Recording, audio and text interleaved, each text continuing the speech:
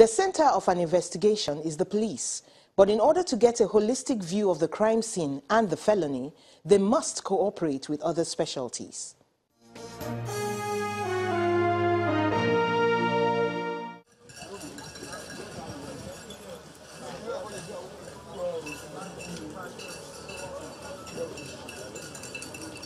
The policeman may be the first, but at a point in the investigation, the forensic expert is his eye, his nose, his ears, in fact, all his 6 senses. A policeman sitting here like me, with just his normal 6 human senses intact, will come to what you call a dead end if he does not have the benefit of forensic. From that dead end onwards is where criminals are dancing and jubilating today in this country.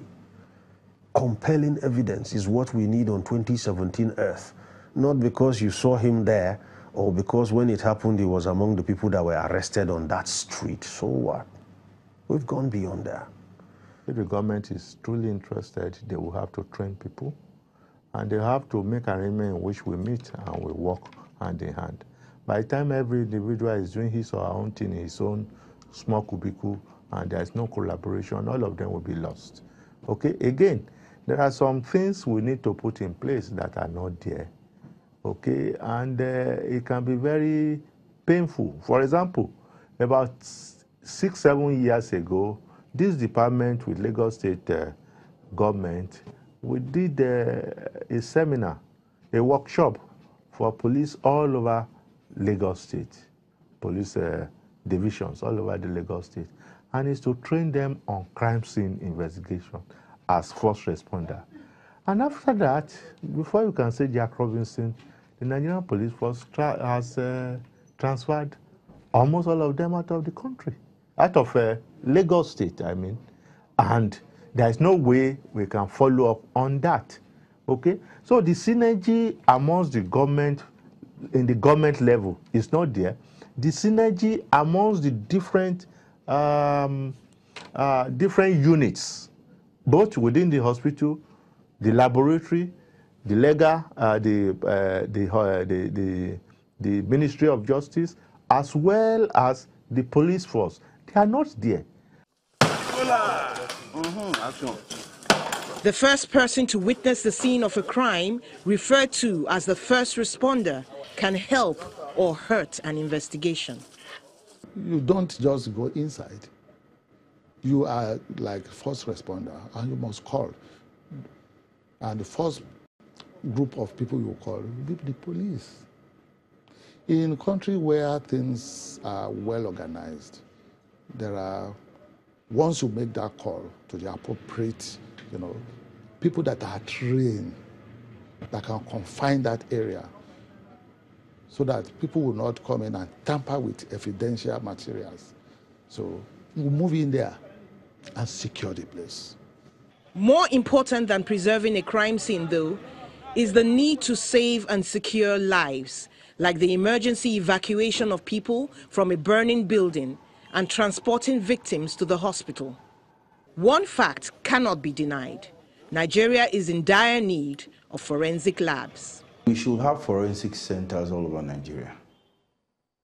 Lagos State has done what it can for itself. Other states, Ogun, Edo, Kwara, Benue, everyone should emulate Lagos State and follow in like manner. These are things that help to solve crime, bring down the rate of crime. If we continue along this path in the 21st century, we are going to continue having very weak organs of law and order who are handicapped in carrying out their functions. I do not blame the police. If the policeman actually has the right equipment to work by way of forensic labs, he will do his job. We have very fine police officers out there, very intelligent. But what they lack is the equipment, the infrastructure to work. And this includes forensic labs. In terms of forensics, you need a central lab, apart from what you have in the 36 states, plus Abuja. There has to be a central pool where all the states bring in their data everybody has a central pool. So it's there for anybody who needs it. By doing so, Nigeria can contribute more effectively on the global stage by sharing intelligence with the International Police, or Interpol, to solve cross-border crimes. This building, 3 stories high, is the Lagos State DNA and Forensic Center. It's in the heart of Lagos. Inside the building, a pair of men have a case. One wants to find out if the other is his late brother's son. Initial data is taken, and after swabs of the insides of their cheeks have been taken, 2 samples per person are sealed for DNA testing. It will take a month or less, we are told, until the results of the tests come out.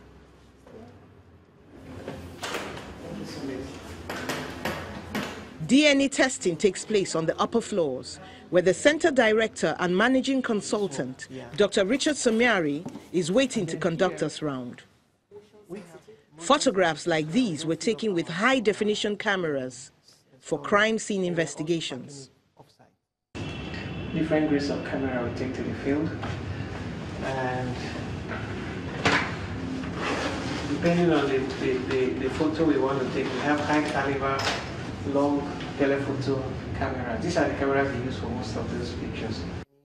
This piece of fabric, taken from a chair, does not seem to hold any evidence to the naked eye. But under special illumination, traces of something left behind on the chair show up on the screen. Yes, so there are different things we can do. Because we suspect it's a biological fluid, so there are different chemicals we can use to determine whether it is semen. This machine would analyze DNA and give results in 2 hours. But it's more expensive than the method the paternity determining pair opted for. Air in the facility is kept at a prescribed temperature and pressure for optimal testing and storage conditions. For now, only DNA testing is done at the center, but the center director gives the assurance that there are plans to expand into other areas with the ample space available. It goes without saying that evidence-based investigation is the way to go in the 21st century. And that doesn't just involve the scene of the crime. We are training LASEMA, training police. Now we are able to take our kids to the scene, and we are able to use these markers, mark the location, and then we have different tapes so we can measure distances and all that. That is locked into the system and becomes part of the evidence, because now you can go to court and show a photo. Photograph is always very powerful. There are several other areas to move into in the field of forensics, which include toxicology, fingerprinting, and ballistics.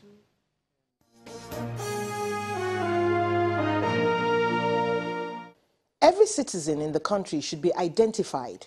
There are several databases: the National ID card, Voters card, bank verification numbers, and others.